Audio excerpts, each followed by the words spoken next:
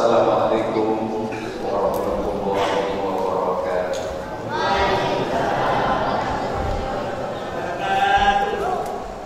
Saya selidiki dengan pantun dari depan. Ya Bu ya? Ya. Semuanya jawab ya kalau saya berpantun. Pergi berjalan ke Surabaya,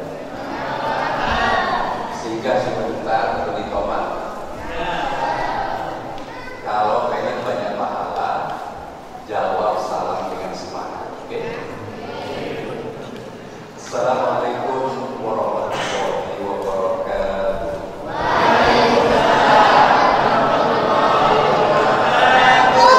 Bismillah, walhamdulillah, wassalatu wassalamu ala rasulillah.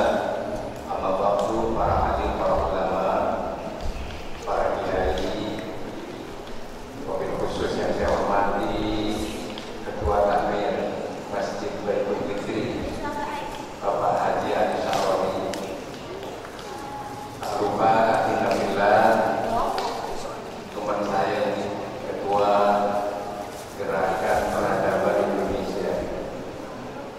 Beliau juga sebagai pembina di sini, juga sebagai Ketua Panitia Persiapan Provinsi Madura, Bapak Haji Zaidin MA yang saya hormati, Imam Masjid Baitul Fikri yang saya hormati, Bapak Muspika dari Danram Koramil maupun dari Polsek Rungkut yang saya hormati, Ibu Bapak, saudara-saudara, anak-anakku semuanya, dari beberapa panti asuhan, para jamaah Masjid Baitul Fikri yang saya hormati. Saya ini tidak mau banyak pidato.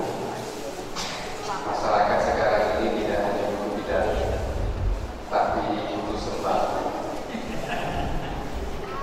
Alhamdulillah, Baitul Fikri sekarang ini sudah betul ini. Pidatonya ada, sembakonya ada. Oleh karena itu saya akan menggunakan metode ceramah saya hari ini dengan metode ikan sepat, ikan gabus, dan coba bebas. Saya menghindari ikan kakap, ikan lele, banyak cakap berkeliling. Sedikit yang penting manfaat. Amin. Al-Quran ini Pak, saya ke poin saja. Al-Quran ini adalah satu-satunya bacaan di dunia yang tidak pernah kosong sedetik pun umat membaca. Hari ini kita tidak membaca Al-Quran, di sini kita santai, tapi di tempat yang lain orang membaca. Nanti malam orang Indonesia waktunya istirahat, tidur, tapi di belahan bumi yang lain orang membaca. Tidak sedetik pun kosong orang membaca Al-Quran. Tidak ada kitab seperti ini. Al-Quran ini, ibu bapak, saudara-saudara sekalian, satu-satunya bacaan yang orang meskipun tidak ngerti artinya, tidak ngerti maknanya, tapi tidak pernah bosan membaca Al-Quran. Ibu, saya tanyakan ibu ya. Ibu ngerti tidak isi Al-Quran? Maksudnya artinya ngerti tidak? Tapi kita tidak pernah bosan membaca Al-Quran. Kalau sekarang saya kasih bacaan bahasa Cina atau bahasa Inggris, nggak ngerti maksudnya, mau baca? Nggak tahu maksudnya, nggak mungkin mau baca. Saya sekarang kasih buku cerita bacaan yang ibu bapak ngerti. Saya kasih umpamanya ada buku cerita tentang Andi Lumut, si buta dari gua hantu. Kita ngerti isinya, tapi paling banter kita bacanya 3 kali. Setelah itu bosan. Tetapi membaca Al-Quran, tidak tahu artinya, tidak tahu maksudnya, tidak tahu bahasanya, kita tidak pernah bosan membaca Al-Quran. Dan yang mengerti artinya atau tidak, ketika membaca Al-Quran sama-sama tenang hati.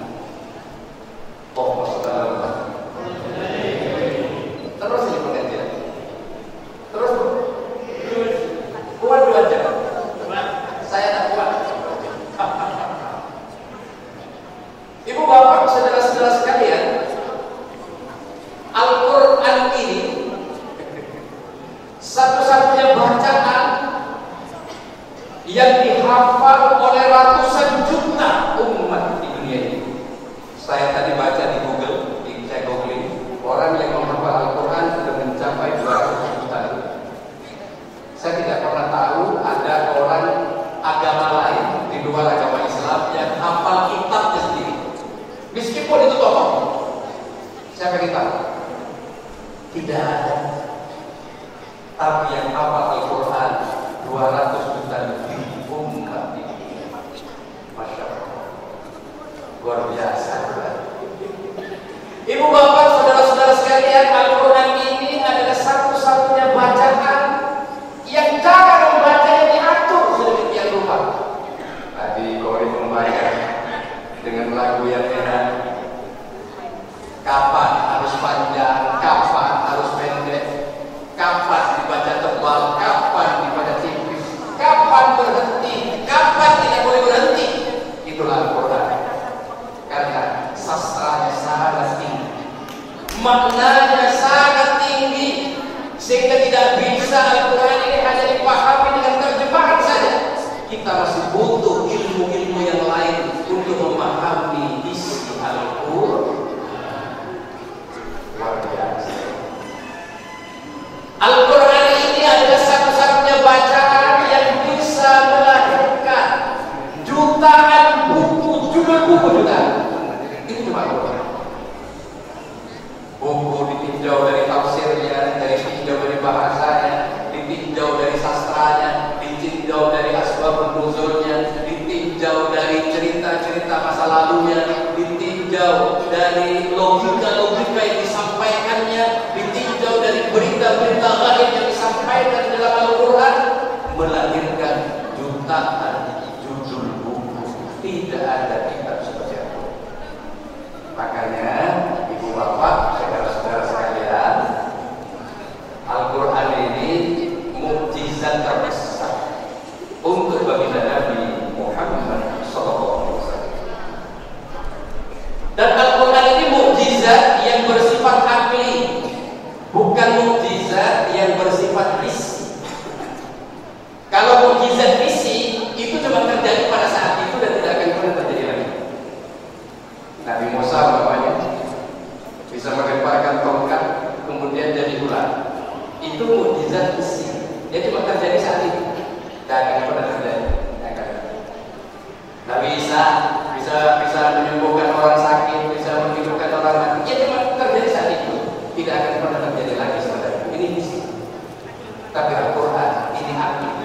Mukjizat ini sepanjang zaman, sampai kapanpun Al-Quran ini akan bisa kita pakai sebagai pedoman dan tujuan hidup kita. Ya Bu ya, alhamdulillah. Itulah Al-Quran, itulah mukjizat yang paling luar biasa. Untuk apa ini Al-Quran diturunkan oleh Allah? Kalau Al-Quran diturunkan oleh Allah jumlatan wahidah dari Lauhul Mahfuz kepada langit dunia Baitul Izzah, itu terjadi pada malam Lailatul Qadar. Tapi Al-Quran kemudian diturunkan berangsur-angsur kepada Rasulullah, kepada Nabi Muhammad melalui malaikat Jibril. Itu dimulai sejak 17 Ramadan. Hari ini kita berikan. Ibu bapak, saudara-saudara sekalian yang saya hormati, tujuannya apa Al-Quran diturunkan? Tujuannya apa puasa ini dilakukan, diperintahkan oleh Allah? Tujuannya cuma satu, agar kita ini semua yang kasih diri pantas untuk masuk surga.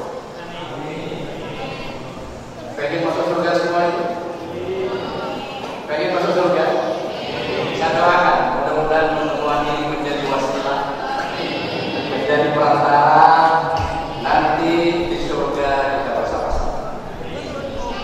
Al-Quran mengajarkan, memberikan petunjuk bagaimana kita berkomunikasi dengan Allah, bagaimana kita berhubungan dengan baginda Nabi Muhammad, bagaimana kita berhubungan dengan masyarakat, bagaimana hubungan istri kepada suami, suami kepada istri, orang tua kepada anak, anak kepada orang tua, bagaimana membangun negara, bagaimana membangun politik di negeri, di negara ini. Itu semuanya diatur oleh Al-Quran. Termasuk hidup berkeluarga, kata Allah, ibu, bapak,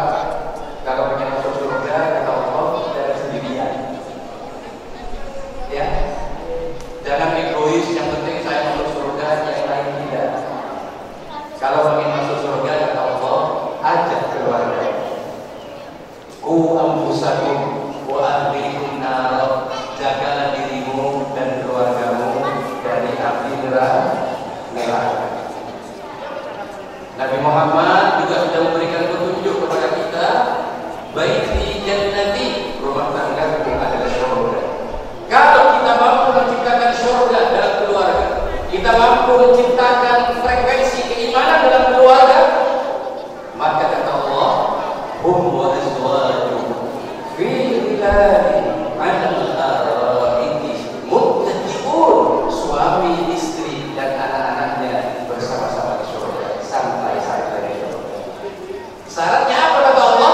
Al-Quran memberikan petunjuk kepada kita. Kalau kita pengen masuk surga beserta keluarga, ciptakan keluarga semuanya beriman semua, satu frekuensi. Ya Bu ya? Suami harus beriman, istri beriman, anak-anak beriman. Masalah tingkat kesalehannya tidak sama. Satunya hebat kesalehannya, satunya tidak. Itu nanti umpamanya Pak Haji Adi Sarwan ini punya bapak, punya ibu, punya kakek, punya nenek yang kesalehannya ini. Dia itu turunnya kesalehannya. Yang Pak Haji Sarwan ini biasa-biasa saja. Maka kakek dan neneknya itu yang akan menarik dengan betul. Kalau kita bapaknya kesalehan kita biasa-biasa saja, tapi kita punya anak yang soleh luar biasa, maka anak kita akan lari kita masuk surga. Paham ya? Syaratnya cuma satu frekuensi iman, beriman semua kepada Allah. Walladzina amanu, apa? Jelaskan. Walladzina amanu dzurriyyatuhum wattaba'atuhum dzurriyyatuhum, ini ya, biiman. Alhamna alaihim dzurriyyatan. Allah nanti itu akan mengumpulkan keluarga, satu keluarga yang punya keimanan yang sama. Anak cucu kita akan dikumpulkan bareng-bareng yang punya keimanan yang sama. Ya. Itu Al-Quran mengajarkan kepada kita. Mari kita masuk surga jangan sendirian, tapi masuk surga beserta keluarga. Apabila perlu jangan hanya keluarga, ajak kita semua ini masuk surga semua. Saya teringat apa yang dikatakan oleh Hasan Al-Basri, ulama tabi'in. Beliau mengatakan, istaghfiru minal asdiqa'il mu'minin fa inna lahum syafa'atun yaumil qiyamah. Bertemanlah kamu dan teman kamu orang-orang yang beriman, karena nanti orang yang beriman itu akan memberikan pertolongan kepada kita. Ini ada dalam satu hadis yang sangat panjang hadisnya. Ada orang ahli surga masuk surga sendirian. Dia bingung di surga. Ditanya sama mereka, kenapa kamu bingung di surga? Iya, kan kok sendirian. Mana teman saya itu yang ada di majelis taklim sendiri? Kok gak kelihatan? Maka orang ini yang beriman untuk surga ini punya hak untuk narik temannya di neraka untuk masuk surga. Makanya ini penting membina keluarga yang beriman, kemudian berteman dengan orang-orang yang beriman. Bulan Ramadan ini adalah bulan keluarga. Kita punya peluang besar untuk berjumpa dengan keluarga. Makan aja diatur oleh azan maghrib, sehingga kita punya kesempatan besar untuk makan dengan keluarga, anak istri semua. Sahur dibatasi oleh waktu. Kita punya peluang besar untuk berkumpul dengan keluarga.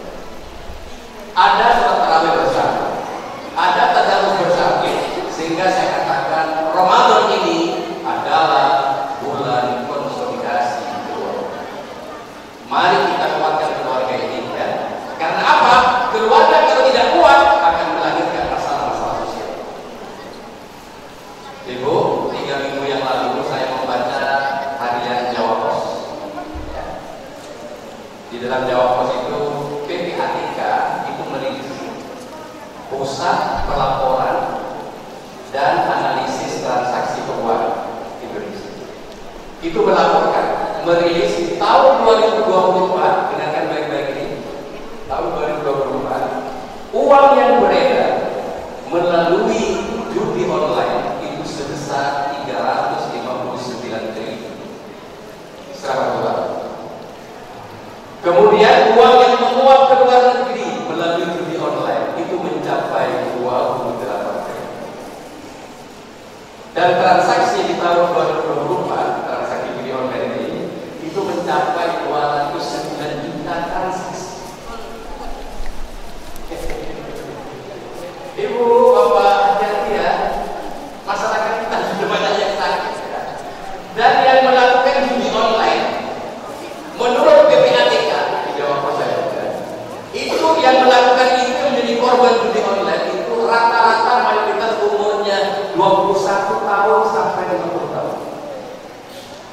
usia-usia produktif, usia-usia yang seharusnya dia kreatif, tidak menjadi generasi penghayal, tidak menjadi generasi yang hanya mengumpulkan andaikan, jikau,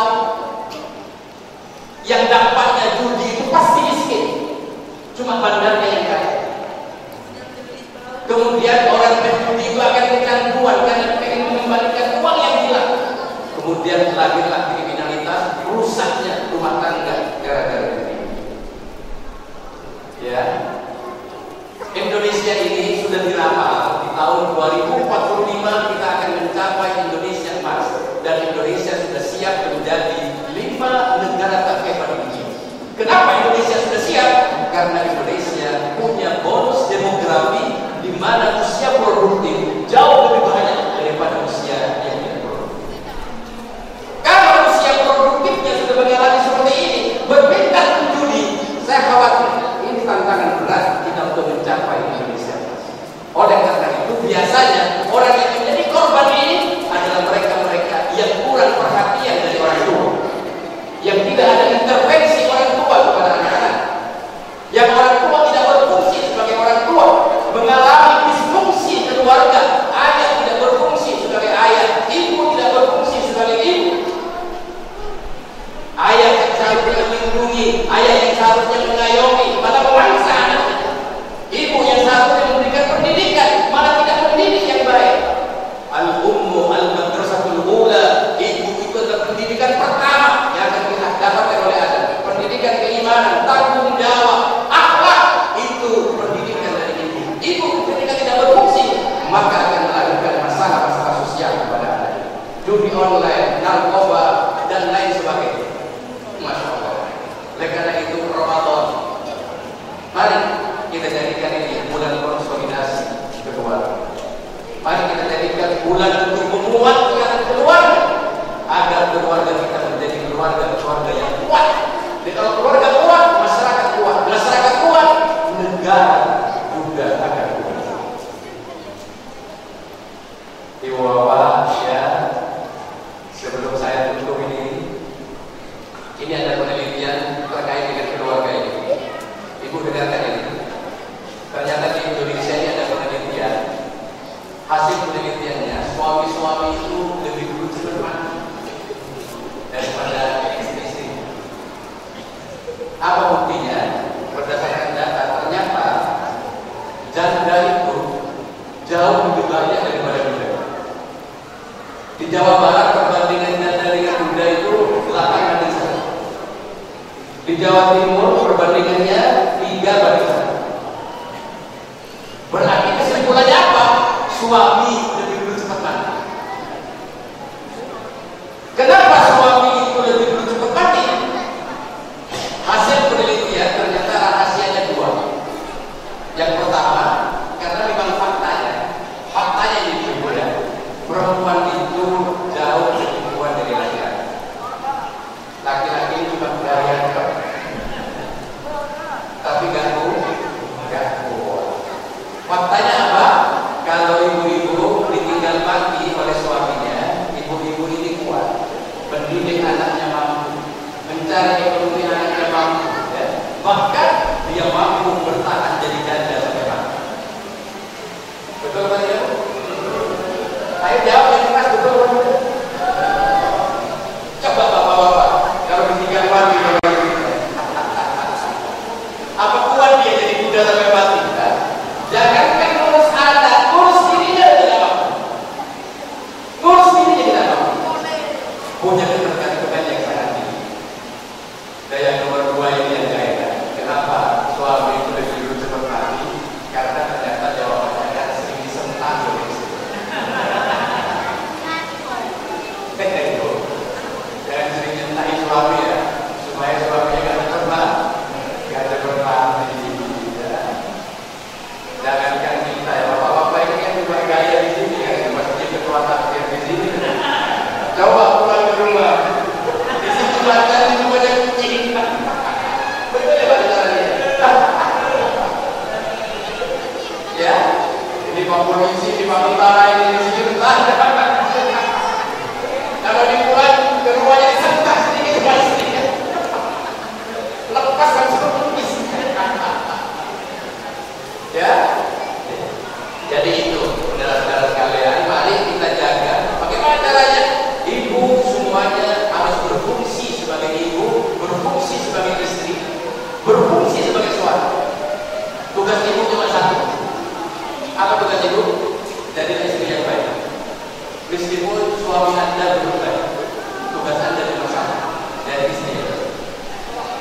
Suami bukan begitu, tugasnya cuma satu, jadi suami yang baik.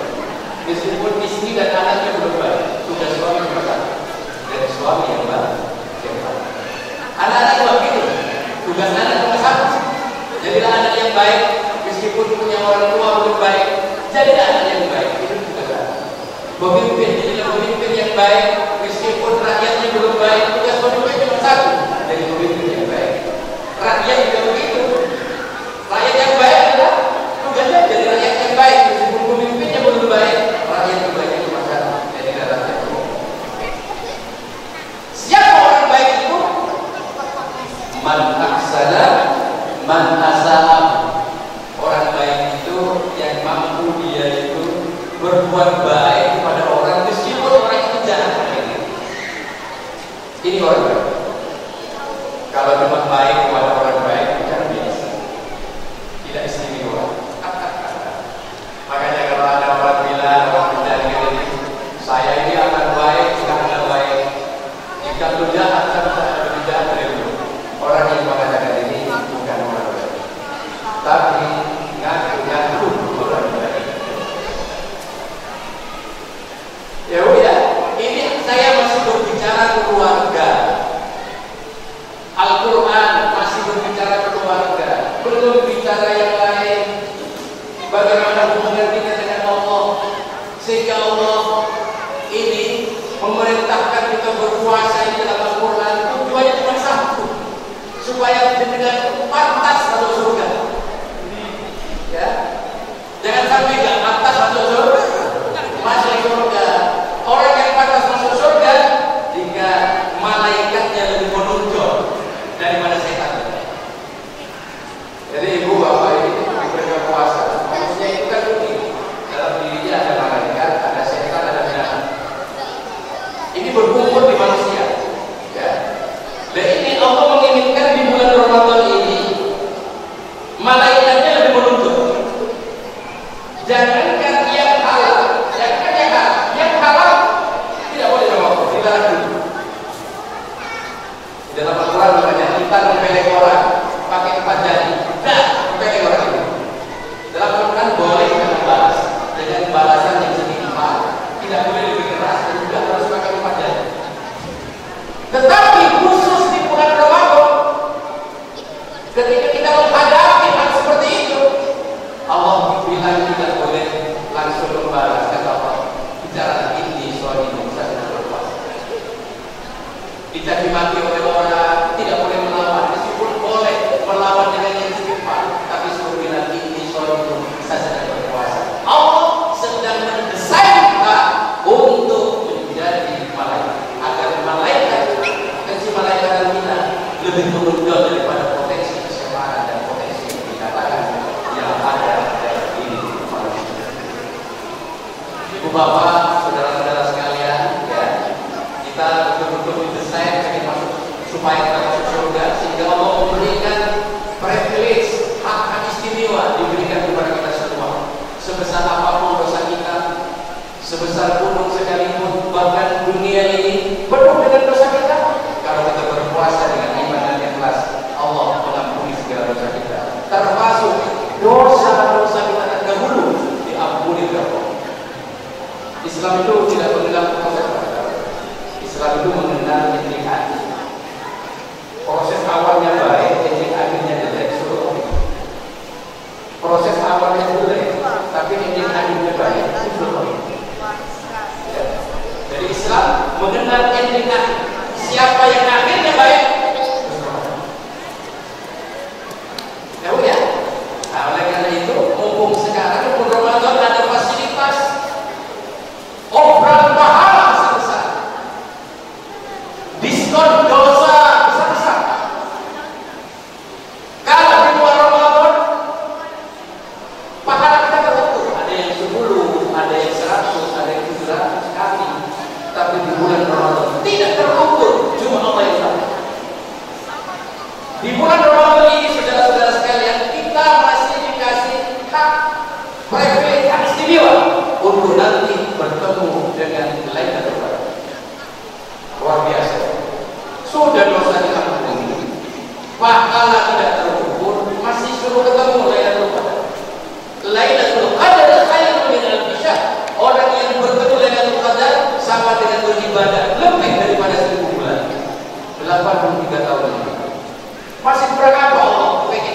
menjadikan hambanya masuk. Yang luar biasa lagi, pintu surga dibuka, pintu neraka ditutup, setan ditutup. Sehingga saudara-saudara sekalian, di bulan suci Ramadan ini kita sangat ringan. Yang nggak pernah ke masjid, jadi ringan ke masjid. Yang nggak pernah ngaji, jadi ringan ngaji sampai malam. Yang nggak pernah sedekah, sekarang banyak bersedekah. Karena apa? Setannya sudah dibeli. Dan setan sudah dibelenggu itu. Kok masih kurang aja? Jadi berarti bukan karena pengaruhnya setan, berarti memang karakternya dirinya, bukan setan itu. Jadi setan jangan ditarik-tarik. Kalau masih Ramadan, kok masih jelek. Itu ya Bu ya, Bapak, saudara-saudara sekalian yang saya hormati. Seperti apa malaikat itu? Seperti apa malaikat itu? Tujuan puasa itu kan takwa. Manifestasi dari takwa itu katanya ulama ada 4 minimal itu. Yang hurufnya ada di kalimat takwa. Pertama, tak itu tawar. Orang takwa itu tawar, rendah hati, bukan rendah diri, rendah hati, tidak sombong, tidak merasa. Nanti itu sehabis puasa, kalau takwanya tercapai, ibu tidak akan menjadi orang yang merasa lebih dari yang lain, merasa lebih baik, merasa lebih pintar, merasa lebih hebat, merasa lebih kaya. Orang tawadhu itu kalau melihat orang yang umurnya masih muda, dia akan berkata, orang ini masih muda ya Masya Allah, dosanya masih sedikit, saya sudah baik. Kalau kita melihat orang tua, sebaliknya melihat orang tua, orang tawadhu itu berkata, Masya Allah, orang ini sudah tua ya, tapi amal ibadahnya sudah baik, saya masih sedikit. Paham itu ya? Ini takwa kan? Kalau kita melihat orang yang pintar, orang tawadhu itu pasti berkata, Masya Allah, orang ini pintar, dengan ilmunya bisa dekat kepada Allah, dengan ilmunya bisa berikan tausiah-tausiah kepada saya tidak sepintar ini. Ketika bagi sebaliknya melihat orang bodoh, Masya Allah, orang ini bodoh sekali. Meskipun berbuat dosa, dia berbuat dosa karena kebodohannya, karena tidak pengertiannya, sehingga Allah lebih mudah untuk mengampuni daripada saya yang pintar ini masih tetap berbuat dosa. Kalau melihat orang kaya, orang tawadhu itu bilang, Masya Allah, luar biasa, orang kaya ini punya peluang untuk bersedekah, punya peluang untuk bangun masjid, punya peluang untuk macam-macam. Tapi ketika dia melihat orang yang lebih miskin, dia berkata, Masya Allah, sebenarnya orang miskin ini nanti hisabnya sebentar. Saya yang lebih kaya ini hisabnya paling. Ini tawadhu. Dan kalau melihat orang non-muslim sekalipun, orang non-muslim, Masya Allah, ini orang non-muslim ini masih muda. Bisa jadi akhir hidupnya dia dapatkan petunjuk dari hidayah dari Allah dan masuk surga. Saya sekarang beriman, belum tentu di akhir hayat ini saya beriman. Ini mau maksud Allah. Kita pengen dijadikan malaikat dengan puasa. Ibu bapak, saudara-saudara sekalian, saya kira itu yang dapat saya sampaikan. Sedikit ini semoga bermanfaat dan akan dilanjutkan dengan acara penyerahan santunan ya. Di bulan suci yang luar biasa, kita akan memberikan santunan ini luar biasa kepada anak yatim, kepada para bapak. Ini langkah yang sangat hebat dan Allah Rasulullah tersenyum melihat kegiatan-kegiatan di masjid ini. Kurang lebihnya kami mohon maaf yang sebesar-besarnya. Akhirnya